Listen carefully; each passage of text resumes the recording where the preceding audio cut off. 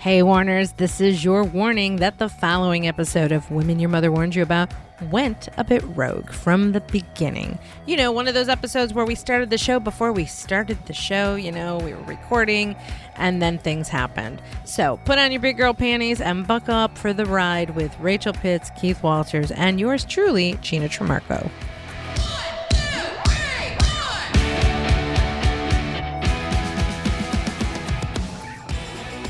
Hey, Warners, welcome to another episode of The Women Your Mother Warned You About, sponsored by Sales Gravy. I'm Gina Tremarco, Master Sales Trainer and Coach for Sales Gravy, with my cheeky co-host. Cheeky co-host, Susanna Gray-Jones. Cheeky, that was the password I put into this Zoom recording for you. Cheeky. You got to be careful with this cheeky thing for all the English listeners. I don't know if you knew about this in the USA, but on the X Factor years ago, there were these two twins who were kind of weirdly famous because they were weird, and they kind of came on, "We are the cheeky girls, we are the cheeky girls, you are the cheeky boys, you are the cheeky boys," and it was just so catchy and annoying but hilarious. And every time you say cheeky, I think, am I one of the cheeky girls? So for all you American listeners, I have not gone mad. I have not lost it. It was a thing. Okay, well, hey, we're recording 11 p.m. your time, 5 p.m. my time. I don't know if you could hear it. I'm like losing my voice a little bit from the show that I'm doing right now, where I scream a lot and sing a lot. There's still some Gina left. There is definitely some Gina left. I think it's a sexier voice, Gina. That's just my opinion. But sex sells. Sex does sell. No, we are not selling sex. Okay. What I would like to do is, what is the word of the week? Like, do we have a British word I need to learn? Yes, we always have a British word that you need to learn. I've always prepared a British word. I mean, today I'm going to talk to you about the word pants. Pants. Have you seen the musical South Pacific? I have like a long time ago when I was a little girl, so I'm familiar with it. Power Woman, for all the women power listeners. There's a character called Nellie Forbish, and she sings about being in love with a wonderful guy, and she sings, "Any fable I hear from a person in pants," and then that's my American accent, by the way. And she pulls up her trousers, and I'm like this 8-year-old kid in love with her, walking around pulling up my pants and saying, "Person in pants," because to me, I was like, why is she singing about her pants? But I'm going to sing it anyway. Like when we all used to sing Spice Girls, get it on, without knowing what it meant. I was going around pulling up my pants thinking that's what people do. Now, for Americans, that was normal because you guys say your pants are your trousers. For us in the UK, our pants are our underwear. So my mum was like, "What are you doing, Susanna? Stop doing that. Stop doing that in public." My pants. So yeah, that's a big one. And it's hilarious for us English people when you Americans say, "Oh, I forgot to wear my pants today," or "Oh, I'm wearing, do you like my cool pants?" We're like, "What? Don't talk about your knickers. That's so gross." So Thank goodness I am not an American woman who likes to wear a pantsuit. Do you never wear pants, as you call them? I don't wear, well, there's pants and there are pantsuits. Some women wear pantsuits. Have you not heard of pantsuits? There's the American version for you. Is that what they wear in like Mamma Mia? The whole, what do we call that? It's like, it's what? It's basically, for a woman, it's a pants and a jacket. Like a man would wear a suit. It's pants and a jacket. Not dungarees. No, not that. What is a dungaree? Dungarees. Wait, don't tell me. Save it for next week. We've only got one English word this week, but look up dungarees, and I'm going to look up whatever you just said. What was it? Pantsuit. Pantsuit. Yeah, I'm going to look that up, and okay. I'll wear one.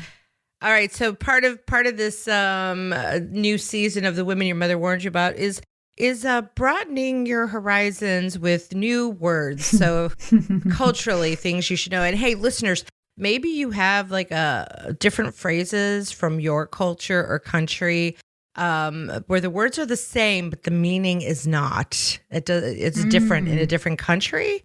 I would love to hear some of those. So for our listeners, if you've got, I had a boss who was Australian who the first time I picked him up from the airport, he said he wanted to put his bags in my boot. Is that what you call it? Is it the boot? Oh, yes, your boot. The boot of your car, right? I was like, excuse me, you want to do what? Can I put this in your boot? I'm like, excuse me? So that might be misperceived for Americans. Yeah. So boot means the trunk of the car. Did not know that. So there you go. Susanna Gray-Jones and Gina Tramarco bridging the gap between the confusions that could lead to the wrong place. Which brings me to mind the gap. Oh, yeah. I think I actually wrote a blog many, many years ago called Mind the Gap. Right. That sounds like a cheeky thing that you would write. Or should I say sassy? Sassy. All right. We've bantered enough. Let's talk about what we are going to talk about today, which I believe is sales leadership, because we have some listeners who have some questions that they want us to answer. Is that correct? Yeah. And I think it's really relevant because I don't know about you, but I know we've spoken a lot about this before. We coach people who are sales managers. I am of the opinion that nobody, whoever you are, you might be the best salesperson in the world, but you never go into a sales manager job competent. Okay. I think everyone tends to be promoted to what we call incompetence, and then they become competent. And sales managers are the most challenging jobs, because managing salespeople who can sometimes be mavericks and have big personalities and are very invested in their career and money can be tough to manage. Are you tough to manage, Gina? Does Jeb think you're tough to manage? You weren't expecting that one. I don't know. I don't know what Jeb would say. I know some of the things that he would say about me, but I don't know if he would say I'm tough to manage. I don't know. I wonder if you were a handful once, but can I be that cheeky? You know what? I think I'm a handful in certain areas. How about that? Yeah. You say what you think and you care. And that's the important thing, you know. Yeah, and sometimes it's hard for people to deal with. Yeah. How about that? But Jeb is a strong manager, so he can put up with you. On most days. Okay. Anyway, let's move on. This is a question that keeps coming up over and over again. I'm a new manager in a role. What do I do? First of all, we always say get a coach, and that's why we coach lots of people. But there are questions that people just want to know the answers to. And I've got probably about 8 to 10 questions. We won't have time to get through them all, but I picked out a few that I thought were great. So for example, here's one for us. My team aren't getting back to me on time. Whatever I send to be done never gets completed on time. It's really bugging me now. How many of us can relate to this? I think any manager can relate to this. When you send something out and you say, please get back to me, and then you're chasing people and suddenly your job's so much more busy than it should be. Yeah, because you're babysitting. Yes. Yeah. You're babysitting and you're kind of micromanaging. I think that's a challenge. Here's my opinion from a sales leadership standpoint. You hit it on the head with like mavericks, right? Like really high performing salespeople. We're moving fast. We're trying to close deals. We're sometimes not always doing the right procedures, and then if you're put into a management role, you're just not used to having to chase people other than prospects. And now you're trying to chase people that you assume are like you. But they're not, because that's why they're not in the new role that you're in. Yeah. You've been put in that role because I could be wrong about this. I think that often people are promoted to higher roles because they're high performers in those roles, and they're seen as role models. Well, if we could get everybody to be like Michelle, who's rocking it at sales, if we could get everybody to be like her, we'll be great, right? But just because she like is great at generating sales doesn't mean she's great at managing people. Yeah, yeah. And then there's a difference between manager and leader.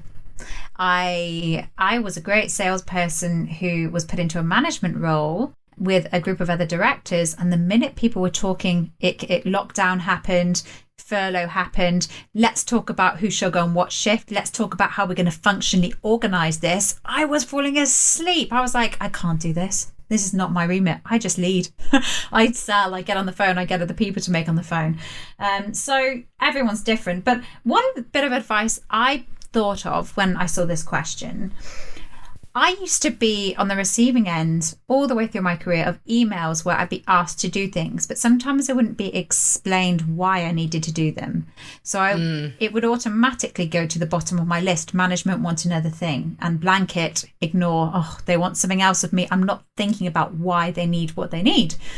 And the other thing, which Mary, who works for Sales Gravy, is awesome at, is she gives deadlines. Not everyone gives deadlines. And if you don't give deadlines, then people, well, you can't expect them to respond because they don't know how important it is. So I think that's a big one. Well, I think it also goes an extra step with the deadlines. And I agree. And by the way, I talked to Mary today, and she's been listening to our episodes, just so you know. She's not totally caught up yet, but she wanted us to know she was listening this past weekend to us. The other thing with setting deadlines is then you have to set a rhythm that you're expecting them to meet the deadline. Because if you let it go that they miss the deadline, then they actually don't take the deadline serious. Yes. So there's a little micromanaging in the beginning of that, of setting the deadline. And then if they miss the deadline, you're like, hey, where is it? Yeah. And you do that one or two times to stress the point that there's a deadline, right? Like I have someone who has a deadline with me every Wednesday to send me the template, the draft of my weekly email. She's on a Wednesday deadline. And she does it? Yeah. The first few Wednesdays, it was like, hey, it's Wednesday. It's 4:55 on Wednesday. Yeah. I only had to remind her once. Yes. Yeah. I had a great manager who used to always say, set yourself a reminder and add me to it, and manage upwards. A lot of people think their manager's bugging them. Well, manage upwards. If I don't want my manager on my back, I will certainly be telling them what I'm doing each week, so they don't have to check in with me. There's a huge thing. Now, we both know this. We've heard this. Everyone, all of our listeners will have heard. I don't want to be micromanaged. I hate being micromanaged. I recruit. The first thing they always say to me, I don't need to be micromanaged. And that word, micromanagement, is slandered around with such a negative stigma. Rightly so in many cases, but not always rightly so. Some people, I hate to say it, and I really believe this, some people sadly do need micromanagement. What do you think? Are you going to disagree? No, I agree. But actually, I would take it a step further. Those people need to be fired. There's mean Gina. If I have to micromanage you. Yeah. If I have to micromanage you constantly. Now, I'm not the best at getting all my stuff done. I'm going to put it out there right now, in case Jeb's listening. But I get the priorities done. Like, to me, for me, right? I've got these other peripheral things that I work on at Sales Gravy, right? Like, so I train and I sell, and then I oversee the coaching program, and I oversee the military program. Yeah. There's all these pieces, and it's a lot on some days. The priority is always, for me, money always comes first. So if things have fallen off my plate, or if to your point, managing up, Jeb had asked for something a couple weeks ago that was coaching related, and I basically stated, like, here's what I got going on, because it was that week I was doing 2 a.m. training. I'm like, this is when I'll be able to work on it. On such and such a day, I will work on this and get you the information you're asking for. And I did. But I also set the expectation going back to what you're Yes. saying of managing up, you have to, it's sort of like the elephant in the room in sales in general, when you have to ask difficult questions. You can't be afraid to say, you know what, I cannot get this done right now. Yeah. Yeah. And going back to what you're saying, like people needing to know, that goes hand in hand with the because statements that we teach when it comes to prospecting. Like, what is the value exchange, right? People need to know if they understand the reason and you give them a good because statement. This is why I need this information from you. You know, I've often said, hey, listen, I don't mean to be nagging you. The people above me need this information. And therefore, that's why I'm asking you for the information. So we look cohesive as a team. So help me, help you, Yes. help me. And you give them the reasoning behind that. And then you prioritize it. This is a priority. Now, from a managing up perspective, I've often coached this way. When you get overwhelmed because you have so much on your plate and your boss keeps piling things on you, that's when you say, listen, what's the top priority, boss? Yeah. Yeah. What are the, here's what I'm working on, A, B, C, D, E, F.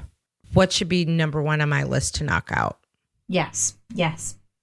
Because And they might not be on top of everything that you're working on because they're just kind of shoot, aim, fire, you know? Yeah. Yeah.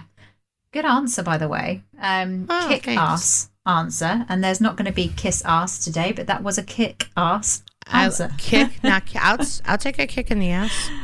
Yeah, well, these are great questions, and I'm really glad that some of our listeners came forward and I love that. gave us these Look questions. Look because at you gathering these questions. Yeah, and I think it's also, I can honestly say that I wished that I had the courage to ask these questions when I started out as a sales manager. You know, I made mistakes and I learned from my mistakes, but I might not have made those mistakes had I not have asked. So here's a great one. I love this question. I find my team really quiet in meetings to the point that I am talking at them. What advice have you got to make my teams more interactive in meetings now? I bet every sales manager can relate to this. We've all been there. Monday morning. Everyone's got their coffee. Here's my advice. Stop talking at them. Because you've been talking at them. That's why they got quiet and you have to continue to talk at them. That's just my quick analysis of that. If your team's not engaged with you, it's because they either don't like you or they are afraid of you or both. Yeah. Or they don't like or are afraid of the people in the group. Because sometimes you have people in a group that dominate and everybody else is afraid to engage. Isn't it like when we get into training sometimes? The first session is like, everyone come on, it's fun, let's talk. And then like by the end of it, you can't shut them up. You're like, right, everyone, let's come together. And it really is a thing. But I've got a great answer for this as well. And one thing that I found really useful with teams was giving people a different role before each meeting and to prepare something. So it wasn't just me, the manager, telling you what to do. So that everyone felt like they had responsibility of that meeting. And I believe a good team, you should always empower others. It should never be the stage. Well, let's back up a little bit. Let's back up a little bit on this. What is the purpose of the meeting? Are we meeting to have a meeting to have a meeting, right? Like, so here's the problem with meetings. They're too long. There's too many in certain organizations, right? Like, yeah. Going back to people need to understand the agenda. All right. Like, let's connect that back to what we teach when it comes to prospecting and having a prospecting call. You have to set the agenda. On this call, we are going to be doing XYZ. In this meeting, the purpose of today's meeting is to accomplish this.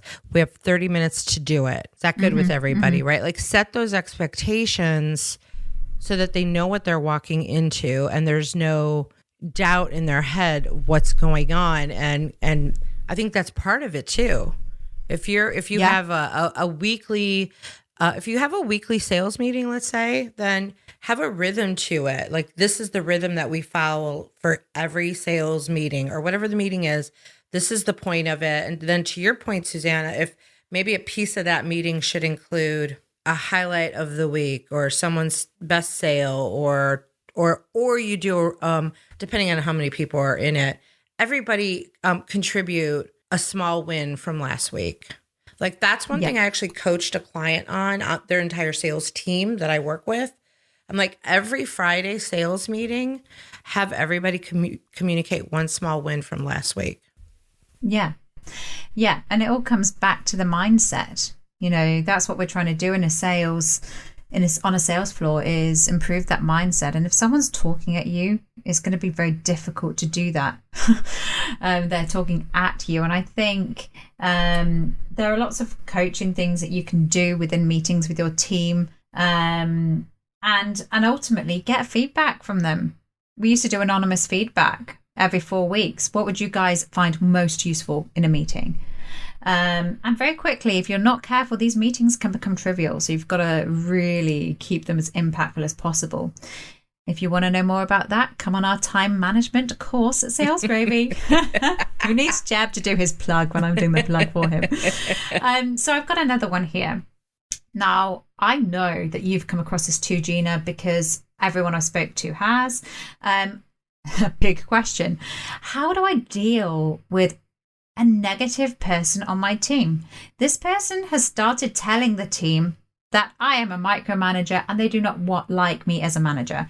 Now, I've got a word for this, and I don't know if I'm allowed to say this. I'm sure I am. Gina says far worse on these podcasts. I think I call it a terrorist. There's a terrorist in a team, and it can be that one person. Yeah. And you don't realize sometimes that one person had such a negative impact until they resign or leave or they get pushed or whatever. Sometimes you think the whole team are against you when actually it's just an influencer who is influencing people in the wrong way. I call them a cancer. It's a cancer in the group that infects the rest of the group. Yeah. Yeah. What to do with that is the question. Is that the question? What do we do with that person? So how do we deal with it? And essentially, I know what I've done. And I'm hoping that you might disagree with me somewhere along the way, because we both come from different fields of experience. But I know that I've always confronted bullies or people who seem unhappy head on, because I've never seen it work when a manager hasn't confronted it head on. Some managers want to ignore it, pretend it's not happening, think they can overcome it and cheer them up. But in my experience, you have to find the courage to get that person one-on-one, and maybe to just say, I've observed this, and just be quiet and see what they say. And here's some words from our sponsor, Jeb Blunt at Sales Gravy. Hi, this is Jeb Blunt. There's a reason why thousands of sales professionals and top companies across the globe hone their sales skills at Sales Gravy University. You see, Sales Gravy University is different than most learning platforms. First, we have live courses taught in a virtual classroom by our master trainers that start almost every single day. And our e-learning platform is populated with hundreds of hours of sales training content produced by some of the top sales trainers in the world, including Gina's spontaneous selling course, which is worth checking out. Now, I've got some good news. If you've never taken a course on Sales Gravy University, if you're a new user, you can take your very first course for free. That's any course on the platform, absolutely free. Just go to learn.salesgravy.com. That's learn.salesgravy.com, or click the e-learning tab in the top menu at salesgravy.com. Pick out your course, and when you check out, use coupon code FREECOURSE to get that course for free. That is free course to get your very first course for free. This is a really interesting one, because this is a problem. This is a problem in so many companies, and I see it all the time. There is the courage that a leader has to have to step forward with that person and isolate the situation, meaning pull that person to the side. And I think there's a way to, like you say, confront. I wouldn't say confront, because that can sound combative, but you have to pull that person aside to say, hey, what's going on with you? And approach it, in my opinion, in an empathetic, caring way of like, hey, what's going on with you? Don't make the assumption, and it's easy for us to do this, that, oh my gosh, this person's a bully. Oh my gosh, this person's a jerk. And we are triggered to that assumption. And I say, take a breather, like ledge, as we might say, take a breather and just be like, what's going, because here's the thing. People who behave badly often have something else going on in their lives personally. And so their behavior or they have some sort of animosity in their job towards a manager or employees or the establishment, right? So there's something deeper going on for them to behaving badly. So you as a leader have to have the courage to say, what's going on? Because the way you're behaving is a little out of sorts. And I just want to check in with you. What is going on? And do that. That's step one. And then step two, say, hey, your behavior is contagious and it's impacting everybody else. Because you're going to have some people who step up and say, that's Susanna. She says this, and this, and that's, negative, and it makes me uncomfortable. But there's only going to be like 20% of people who do that. And then you're going to have the other people who don't say anything. And this is just like customer service, right? Only a small percentage of people complain. And what you should be scared about are the people who don't. The people who don't come forward, the people who don't complain internally. They're silently saying, this is a toxic environment. I think I'm going to leave. Let me start looking for another job. We're dealing with hashtag, what is it? Great resignation right now. And the attitude of, what? There's lots of jobs out there. I'm out of here. I mean, I know someone who just resigned from his job with no job lined up. And I'm like, what? A job he's been at for a long time, like 2 decades. And he's like, I'll be fine. Right. So now you also have that attitude. People are just saying, I don't want to deal with that. So I've seen it happen. I've been one of those people frustrated on the sideline going, are they not going to do anything about this? When are they going to stop that person's bad behavior? But then you have passive leadership who's like, I don't want to confront it. We'll just ignore it.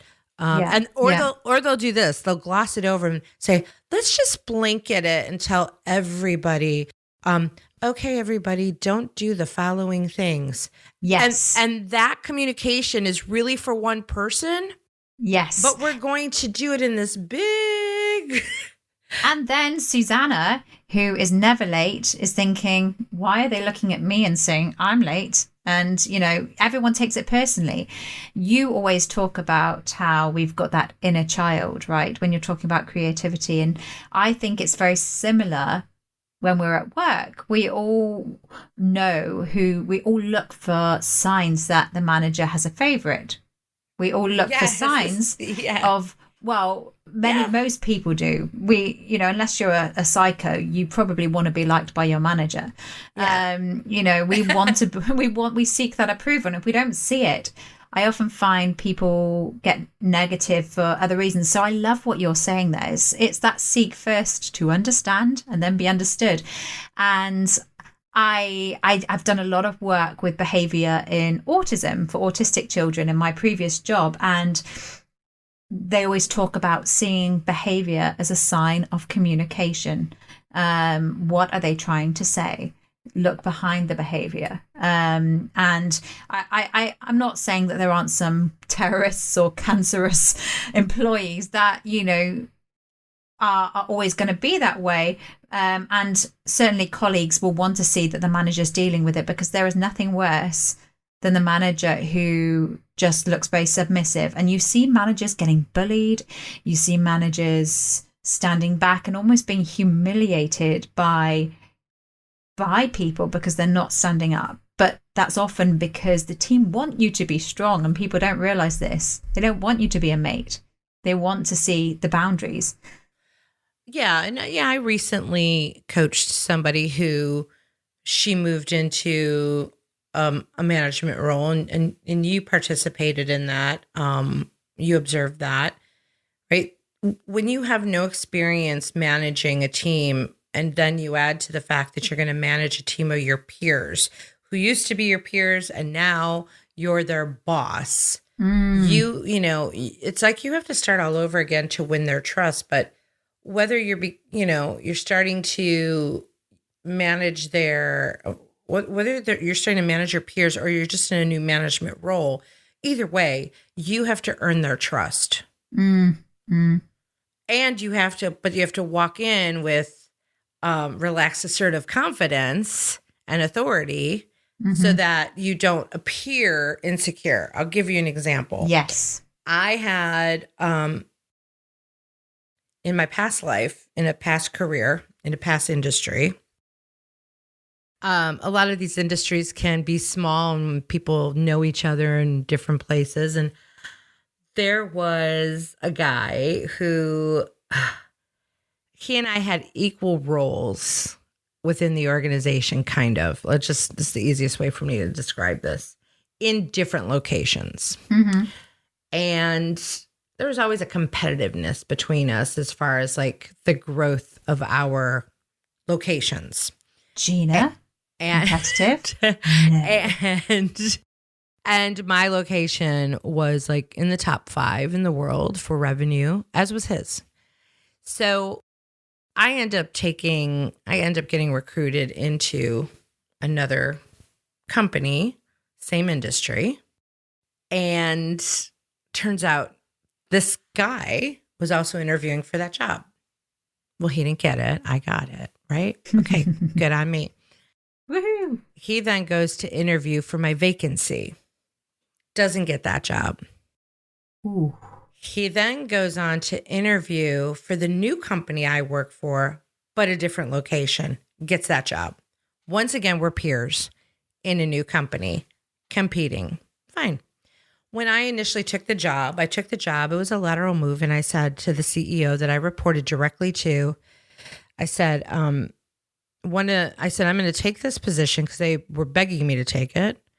I will take this position if there are growth opportunities because I've been in this role for several years and I want to be able to move up to a bigger role, to like a regional role. Okay. So when that happens, they will do that when that role opens. Well, this guy gets promoted to that role. He started after me. He overtook you. He overtook me. And next thing you know, he's now my boss. And I'm livid. I'm livid about it for so many reasons because you thought you'd won and now you lost. Well, the agreement when I took the job was that when a regional position opened, they would put me in that position. Quite. Now, yeah. You've been promised it. Right. Yeah. Now all of a sudden, not only did I not get the position, I wasn't aware there was a position open. Right. So all of a sudden, the CEO calls me and says, "You now report to this person." I'm like, "Oh." Like, I didn't even know what to say. I didn't have my voice then, even though I did, but I didn't.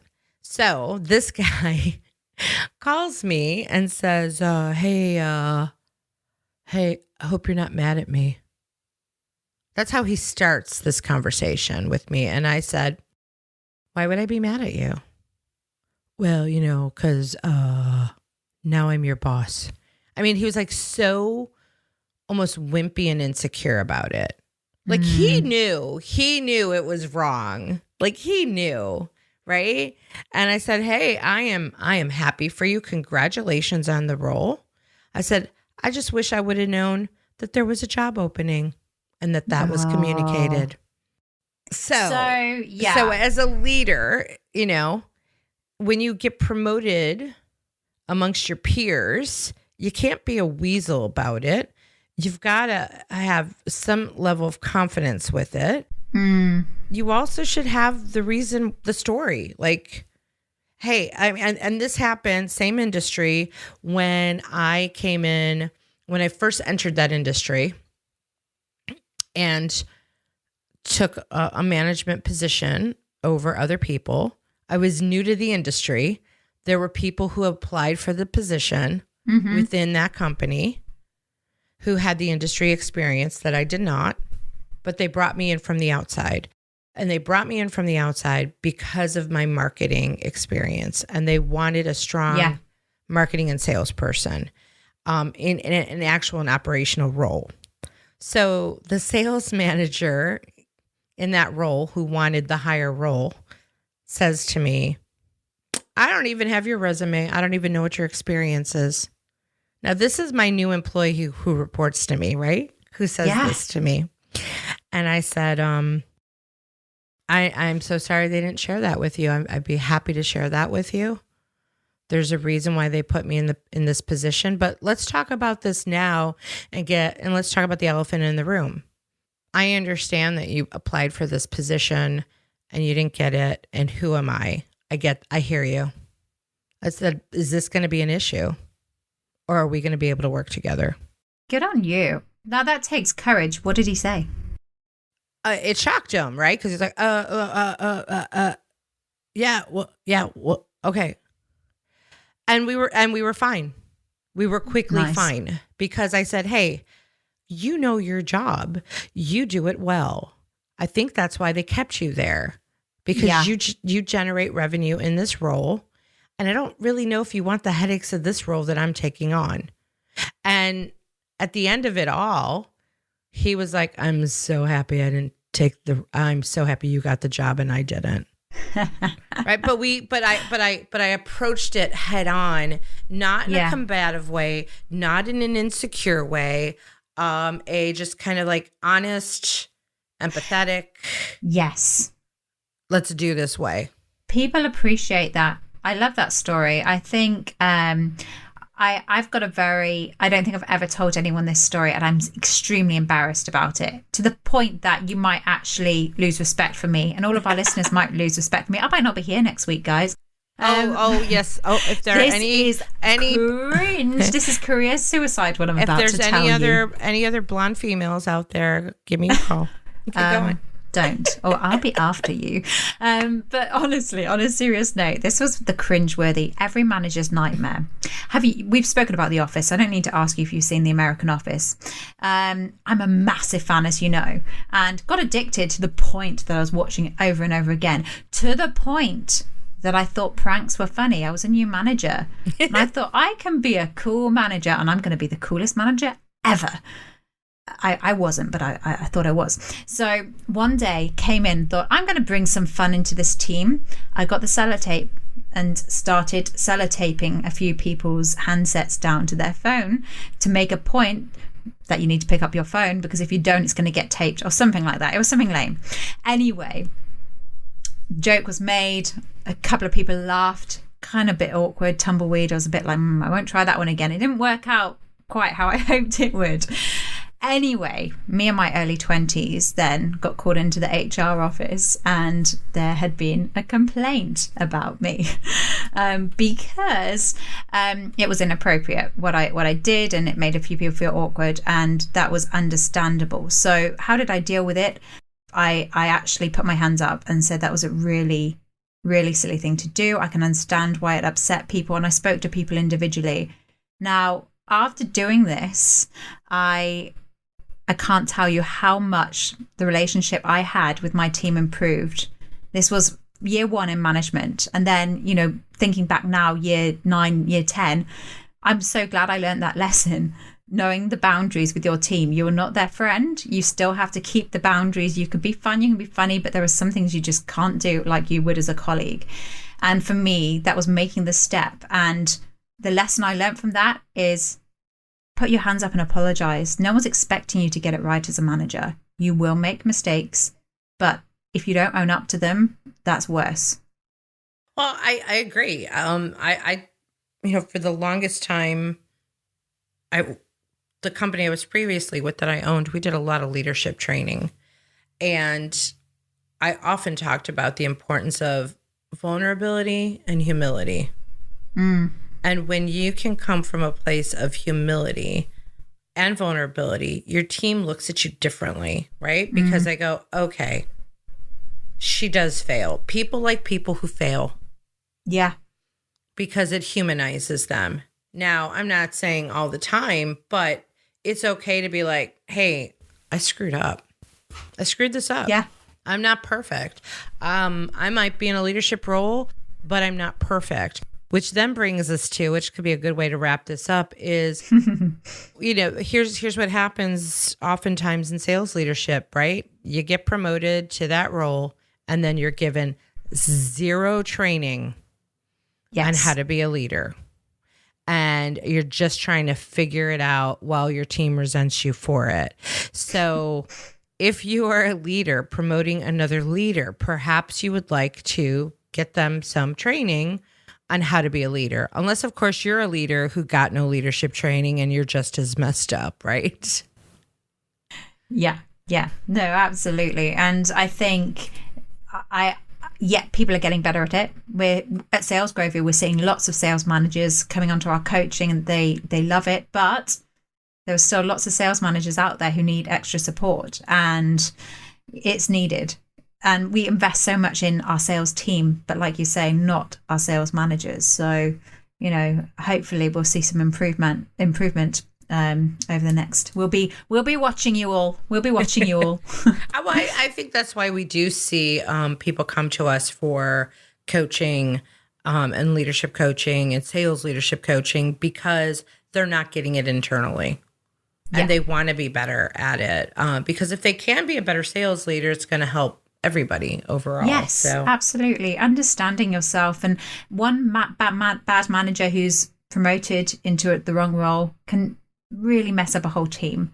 Someone said to me the other day, Lady Macbeth syndrome. Power went to her head and she went mad with the power. And we've all met a Lady Macbeth in our lives. Yeah. But we could all be a Lady Macbeth if we don't watch ourselves. And we all have a little Lady Macbeth in us. Yes, I can see. I was actually thinking that, as I'm sure many of our listeners were, Gina could play Lady Macbeth. Stop it. Well, Shakespeare and English. But early on in my career, when I became a leader, nobody taught me how to be a leader, right? So I had to feel my way through it and figure it out. And at least I was open to seeking out mentors and coaches, and I had some really great bosses who coached me, right? I would get frustrated with things, and I had one really amazing manager to this day. I just adored him.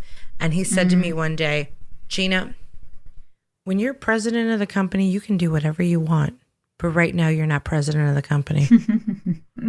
And it was such a oh, okay, got it. And his other words of wisdom he shared with me was, it is very lonely at the top as a leader. Because some people are not going to like you, no matter how nice you are. You could be the nicest person in the world and somebody will find something wrong with you, and you better thicken up your skin. The phrase we use at Sales Gravy is, you have to be Teflon. You have to be Teflon. Yeah, if you're not disliked, I hate to say it, but you're probably not a very good or impactful leader. Someone's going to dislike you along the way. Yeah. Yeah, I had a coach once who used to say that in sales, specifically as a salesperson, you may polarize some people. And that's okay. Right? That's how you figure out who's the right client for you too. Yeah. Exactly. No, I love that. I hope we got to everyone's questions. If not, we didn't. We'll do more. We'll do more in another episode. There will be more. That's if I'm not fired by next week. Well, we'll see. I'm holding auditions. No, I'm kidding. You love your power here. You love your power. Next week, I might just turn up with a redhead. Ooh, Battle of the Redheads. Bring it. I thought this was a great, thank you for bringing these questions from our listeners to answer. I thought this was really insightful. And if there's anything else our Warner listeners want to hear about or have us talk about, please put your hand up and tell us. Please do. I just recently updated my weekly email that I send out. to include a section called coachable moments. So I've been putting in just kind of like words of wisdom from like things that I learned through coaching our clients as well, because things come up all the time. I get questions all the time about how to do different things and handle different things. And so I'm like, you know what, I'm going to take these questions that come up in coaching sessions and answer them, or share best practices from some of our clients. So we would love to hear your questions. It makes it feel like everyone's hanging out with us, even though they're just listening. Everyone's with us. Well, that's it for this episode of The Women Your Mother Warned You About, America versus the United Kingdom. For more information about the show, you can go to womenyourmotherwarnedyouabout.com, and you'll find all of our social media platforms there. And you'll also find Susanna and I both at salesgravy.com. So go check that out. If you haven't given us a review or rating, you could go do that as well, wherever you get your podcasts. And any parting words for you, Miss Susanna Gray Jones, before you turn in for the night? Mrs. Susanna Gray Jones. Oh, that's what I meant. Mrs. Nothing at all. Keep the questions coming. We like them. And farewell. Farewell. And by the way, here's another word to end with when I called you Miss. Here in the South, in the United States, one of the things I had to adapt to was whether you're a Mrs. or a Miss, everybody calls you Miss. So it's like Miss Gina, Miss Susanna, Miss Michelle. Like it's just it's a thing. One more thing on that before we go. Yeah. I was called ma'am the other day by someone at Sales Gravy. Ma'am, like M-A-M. Yeah. What's with that? Why am I a ma'am? What's that mean? That's proper. It's proper to call you ma'am. It would be impolite to not call you ma'am. Wow. So it's like sir or yeah. Mm-hmm. Wow. That's exactly right. Yeah, that was something even more proper now. My English seat. Yeah. So that was something I had to adapt to, being called ma'am and being called miss. So it's yes, ma'am. That's polite. Should I start calling you ma'am then? You can. You can. Yes, I mean, ma'am. I've adapted to that in the South. I mean, I respect you. Thank you, ma'am. We say yes. We say yes, ma'am, no matter what your age is. Yeah. Well, I'll say yes, ma'am, to the server who just served me breakfast in the restaurant. I'm going to practice that. See if it feels natural. If it doesn't, I'll go back to You better practice it before you come visit us in America, especially otherwise because you won't let me in. Well, if you're coming to the South, you better learn that. I'm just saying. I will. All right. Respect. That is our English lesson for the day. Pants, pantsuit, miss, ma'am, and some sales leadership sprinkled in. We're out of here, Warners. Bye.